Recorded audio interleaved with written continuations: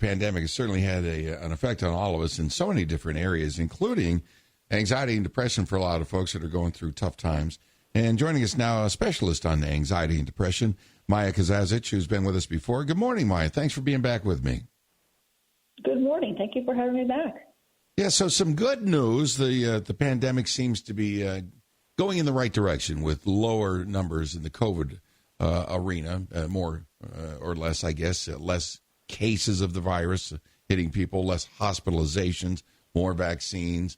So good news there, some light at the end of the tunnel. But with all the depression and anxiety, and it climbed pretty significantly during the pandemic, didn't it? Is that going to climb out of it just as much as the pandemic is moving in the right direction?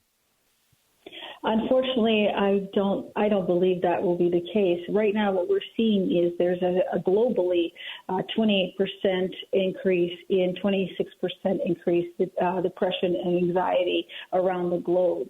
What's worse is this is hitting women much more than men. 28% is a 28 and 30% increase in women, which is almost twice as much as for men. And then also group 20 to 24-year-olds, it's actually been worse for them. Those entering to college, finishing high school, entering to college, has been worse for them. So unfortunately, the numbers keep climbing. And unlike pandemic, I think this is going to continue to rise. Well, are women more susceptible to anxiety and depression than men in regular times, so to speak? It's not a gender issue. It's more of a situational issue. So women are more likely to be suffering from domestic violence, which has also increased during the pandemic, and that's probably why these numbers are increased as well after the pandemic, which has caused a lot of other issues that kind of trickle down to cause problems. And you talk about kids, young people. What seems to be driving that? The reason for young kids is they are, children in general, and even children in college, they're still young adults. They need structure, they need social interactions, and these are changing worlds for them. Your high school years are really tough years. Your first years in college, second year in college is really tough. You're trying to figure out how to navigate those waters. So it's difficult to begin with. And now with the pandemic almost looming over for 2 years, these children have gone remotely to school the last year, which has really impeded on their social development, building new friends, building new relationships, created more social anxiety, and has now brought them into brand new environments where nobody really knows, even adults. They don't know how to navigate these waters. So this has increased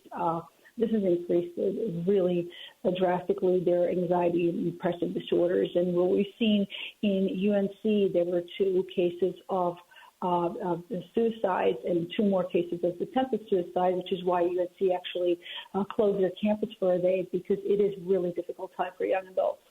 Wow. Well, knowing all of this, I think they say knowing the situation or admitting the situation is half the battle in fixing the situation. So as we hear the bad news that, anxiety and depression has been up during the pandemic and is not likely to climb out of those statistical numbers anytime soon, it's not quite the taboo subject it was years and years ago, whereas we can talk more about this and people are more open to discuss this. So what should people do if they feel that they or somebody they know or a family member right now that might be listening is going through this? What's the first step in getting some help? I know sometimes people don't want to, that's not my kid, or, oh, that's me, I'll be fine. But in the reality, there might be something going on here. So what your advice for somebody listening now? So the key is, as you mentioned, that we need to keep talking about this and not make it and be a taboo topic like it used to be. So continue talking about it as though it's normal, number one thing. Number 2, it's important to pay attention to the difference in behavior. Children will show, especially their anxiety and depression, in the ways that their behavior changes. So we need to keep our eyes open and just address it. If it's not an issue, you're going to know really quickly, but if it is an issue, you caught it pretty early. So continuing watching for symptoms, early on symptoms, is so much easier, better to take care of these kind of problems than it is to wait until there's something serious.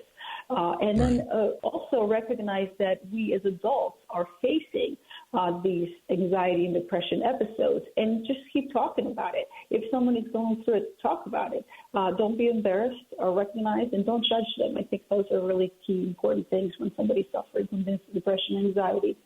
Yeah. I know a lot of people say, "Oh, you'll be all right. Just do something. Go run, or go watch a happy show." It's easier said than done. And when you don't understand what maybe somebody's going through, you're right. It's best not to judge and just understand what they're feeling is real. It's not something you can just turn the switch on and off with. Thank you so much, Maya. I appreciate the good information.